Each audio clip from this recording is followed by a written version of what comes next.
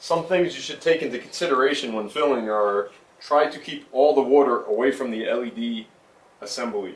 You don't want to get water in here because if it gets in the heatsink assembly, it could in turn get onto the circuit board behind the LED assembly. So what I recommend doing is you could actually close the lid a little bit to just try to keep that from happening, and you can run the lines actually out the front where the stir plate is if you want. That's one way to keep that from happening. It's less chance. The other thing to keep in mind is the water block or water recirculator on the side of the unit. Again, try not to get water in there. If you do, you can wipe it off quickly. It should be fine, but you don't want it just sitting there. Other than that, the only other consideration to take is be sure not to overpressurize the system. You don't want to just crank the valves wide open and overpressurize it because you could risk breaking a line inside the unit and causing a leak. It's pretty safe. I've turned this all the way up and have not had a problem, but still it's better to be careful.